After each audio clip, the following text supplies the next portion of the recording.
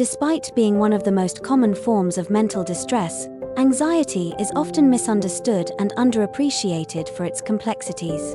Do you know how anxiety has been shaped by modernity?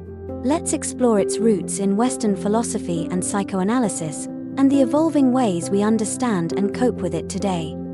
The story begins in the early 20th century with Sigmund Freud, who introduced anxiety as a crucial concept in psychoanalysis. Freud viewed anxiety as an inner tension that signals to the ego, our sense of reality, that something terrible is about to happen. He believed this tension stemmed from our earliest experiences of helplessness as infants. As we grow, we learn to manage these anxieties by avoiding or withdrawing from perceived threats.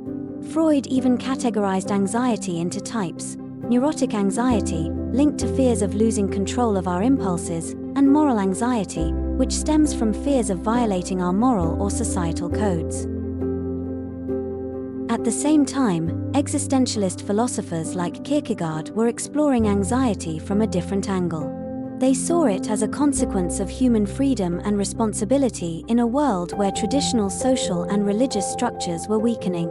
Kierkegaard described this as the dizziness of freedom, the overwhelming realization that we have the power to make moral choices, even when faced with the fear of our mortality or the inevitability of loss.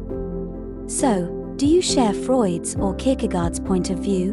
What does anxiety mean to you?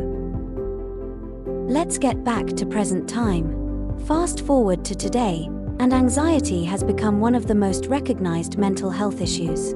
However, despite advancements in diagnosis and treatment, anxiety is still underreported, underdiagnosed, and undertreated. Many people affected by anxiety have yet to find a voice that fully captures their experience, though this is slowly changing. At home, Sarah sat on the edge of her bed.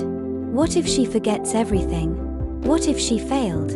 The more she thought about it, the harder it became to breathe.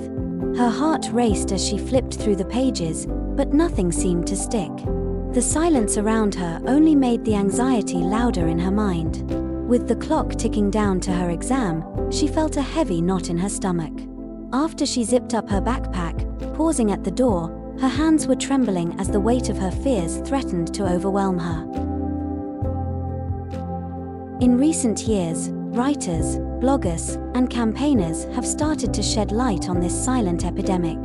They provide valuable insights into the lived experiences of anxiety, from the physical symptoms like excessive sweating to the internal struggles of keeping anxiety hidden from public view. Interestingly, anxiety isn't just something to be treated or overcome. As Scott Stossel, author of My Age of Anxiety, explains, it can also be a spur to achievement.